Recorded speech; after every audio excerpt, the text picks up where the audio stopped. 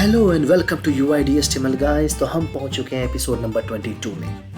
Episode 21 में हमने जाना आउटपुट डेकोरेटर के बारे में, जहां पर कि हमने चाइल्ड कंपोनेंट से डेटा लेकर के पेरेंट कंपोनेंट को पास ऑन किया था, राइट। अगर आपने वो वीडियो नहीं देखा है तो मैं रिकमेंड करूंगा कि प्लीज़ उसे जाके देखें, और जहाँ पर कि मैंने बहुत अच्छे तरीके से एक्सप्लेन किया आउटपुट डेकोरेटर को लेकर के।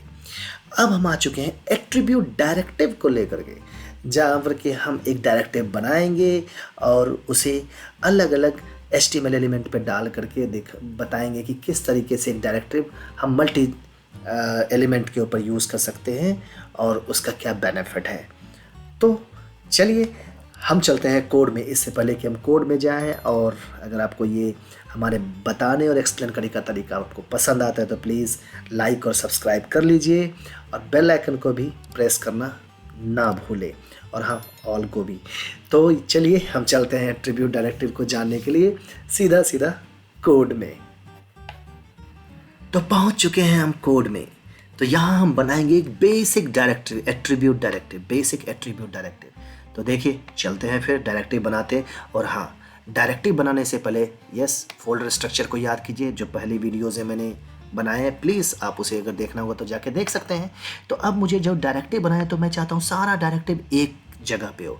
और हाँ, डायरेक्टिव तो हमेशा अलग अलग जगह पे शेयर्ड होता है, अलग अलग जगह पे इस्तेमाल होता है। तो हमने जैसे कंपोनेंट में टेबल बनाया था तो कंपोनेंट के फोल्डर में था।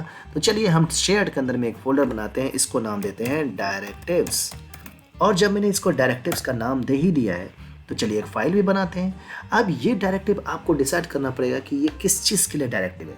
तो मैं यहाँ मान के चलता हूँ अभी के लिए, इसको बाद में मॉडिफाई करते रहेंगे, मैं इसको मान के चलता हूँ हाईलाइट मतलब यह सिंपल बैकग्राउंड का हाईलाइटर होता है ना, वो कैसे लगा सकते हैं। किसी भी चीज़ का हम बैकग्राउंड कैसे चेंज कर सकते हैं, सिर्फ एक टेक्स्ट डालने के लिए। जहाँ भी डालेंगे उसका बैकग्राउंड चेंज हो जाएगा, ठीक है। CSS के लिए हमको अलग अलग कर लिखना पड़ेगा ना। तो यहाँ चलते हैं। तो मैं यहाँ लिखता हूँ हाईलाइट डॉट डायरेक्टिव, ठीक है, highlight.directive.ts। अब ये फाइल तो बना दी हमने। अब ये फाइल है हमारा ब्लैंक अभी। तो बस अब डायरेक्टिव कुछ नहीं, एक क्लास है। तो क्लास बनाइए, एक्सपोर्ट तो करना पड़ेगा। अगर इस क्लास को अगर पूरे प्रोजेक्ट में यूज़ करना है तो एक्सपोर्ट तो करना पड़ेगा। तो एक्सपोर्ट क्लास सिंपल डाल दिए, और इसको हम डाल देते हैं हाईलाइट, ठीक है। हाईलाइट डायरेक्टिव भी लिख देते हैं ताकि हमें पता चले कि ये डायरेक्टिव है। नाम सजेस्ट करता है ना, तो नेमिंग कन्वेंशन का तो खैर बहुत ज़्यादा अच्छा ध्यान रखेंगे तो ज़्यादा अच्छा रहेगा। ओके, तो जब हमने एक्सपोर्ट क्लास हाईलाइट डायरेक्टिव लिख दिया तो क्या हो गया हमारा काम? नहीं, अब इस जगह पे सबसे पहले डायरेक्टिव है तो डायरेक्टिव डेकोरेटर को भी इस्तेमाल करना पड़ेगा, जैसे कंपोनेंट में @कंपोनेंट यूज़ कर रहे थे। तो यहाँ पे कहेंगे डायरेक्टिव, कैपिटल में D होगा। ओके, तो जैसे डायरेक्टिव हमने किया, और देखिए वो इंपोर्ट हो गया हमारा कोर से, क्योंकि ये मॉड्यूल हमारा कोर से आ रहा है। तो डायरेक्टिव क्या है? एक फंक्शन है। चलिए इस जगह पे एक फंक्शन डाल दिए। अब फंक्शन डालने के साथ ये कुछ ऑब्जेक्ट को चाहिए होता है इसके पैरामीटर में। ओके, तो हम इसे क्या करते हैं, एक ऑब्जेक्ट डालते हैं। अब ऑब्जेक्ट में एक सिंपल सा एक चीज़ है, यहाँ पे आता है सेलेक्टर। तो हम डालते हैं सेलेक्टर, और जैसे सेलेक्टर यहाँ डालते हैं तो यहाँ पर हमें क्या होता है कि सेलेक्टर का नाम डालना पड़ता है। तो सेलेक्टर एक हमारा स्ट्रिंग होता है। अब स्ट्रिंग तो है, लेकिन आप जानिए कि अगर हमको स्ट्रिंग ही यूज़ करना है HTML में उधर, तो इधर आपको एक स्क्वायर ब्रैकेट में उसका नाम डालना पड़ेगा, राइट, ताकि आप उसे वहाँ पर फ्रीली यूज़ कर सको बिना किसी स्क्वायर ब्रैकेट के। तो चलिए उससे पहले कि हम बाहर स्क्वायर ब्रैकेट यूज़ करें, यहीं स्क्वायर ब्रैकेट दे देते हैं। अब एक अच्छा सा बेहतरीन सा सोच समझ के नाम डालिए। आपने किस चीज़ का डायरेक्टिव बनाया है, तो आपने हाईलाइट डायरेक्टिव का नाम दिया है, तो आप इसे हाईलाइट भी डाल सकते हैं डायरेक्ट, ठीक है। जो मर्जी हो, आपकी मर्जी है, डाल दीजिए जैसे भी, लेकिन ध्यान रखें ये किसी से मैच नहीं होना चाहिए। अब आपने हाईलाइट तो डाल दिया है जगह पर, ये डायरेक्टिव किसी से भी मैच हो सकता है, क्योंकि बहुत सारे सिंटेक्स हाईलाइटर भी होते हैं। हाँ, ये ध्यान रखना है। तो इसके सामने में आप कुछ भी एक इसका डाल सकते हैं। तो मैं जनरली यहाँ पर ऐप डाल देता हूँ, ताकि ये एंगुलर का पता चले कि कैमल केस में तो ये जनरली मैच नहीं करता है, कुछ ऐसा नाम, ठीक है। तो ऐप हाईलाइट डाल दिया हमने। अब यहाँ तक तो हो गया सब कुछ। तो क्या हो गया? नहीं, अब क्या है कि अब किस एलिमेंट पे जाके लगेगा, और ये डायनेमिक होता है, तो डायनेमिक के लिए आपको क्या करना पड़ेगा, इसको डायनेमिकली एक्सेस करने के लिए सबसे पहले आपको यहाँ पर जब क्लास है तो कंस्ट्रक्टर तो आप बाय डिफ़ॉल्ट देता ही है क्लास में, तो आप कंस्ट्रक्टर डाल दिए जगह पर। तो यहाँ पर अब क्या करेंगे कि उस पर्टिकुलर एलिमेंट को डायनेमिक रखने के लिए तो एंगुलर हमें देता है एलिमेंट रेफरेंस, किस एलिमेंट को रेफरेंस कर रहे हो जिसके ऊपर हाईलाइट होगा। हाँ, तो बस उसे यूज़ करते हैं। तो हम करते हैं प्राइवेट डाला इधर, और यहाँ पे डालते हैं एलिमेंट रेफ। ना ना ना ना, ये वो एलिमेंट रेफ नहीं है, ये सिर्फ एक वेरिएबल है, और इसके बाद वाला जो आएगा वो होगा उसका मेन, जिसको कि हमें इंपोर्ट करना पड़ेगा कोर से। तो एलिमेंट रेफ डालेंगे, देखिए नीचे आ गया ना हमारे पास एलिमेंट रेफ। ये रेफरेंस देता है कि किस एलिमेंट को आप रेफर करो जिसके ऊपर ये हाइलाइटर लगेगा। ओके, यहाँ तक कंप्लीट हो गया। अब आप एलिमेंट को रेफ भी कर सकते हैं, रेफरेंस में भी डाल सकते हैं। रेफरेंस मतलब बस आप समझिए अब कितना बोलूँगा मैं। चलिए नेक्स्ट हम आते हैं यहाँ पर कि इस कंस्ट्रक्टर के अंदर में कुछ नहीं करते हैं। चलिए कुछ नहीं करते हैं। अब होता है क्या कि अगर किसी एलिमेंट को अगर आप उसमें अगर कलर डालना चाहते हैं, बैकग्राउंड डालना चाहते हैं, तो वो लोड तो हो जाए, जैसे वहाँ HTML में करते थे कि document.ready वगैरह। तो इसी तरह से यहाँ भी एंगुलर में क्या करते हैं, ऑन इनिट यूज़ करते हैं। वो तो लाइफ साइकिल हुक जब कंप्लीट सेट पढ़ाएंगे तो वो आगे जाएगा ही जाएगा।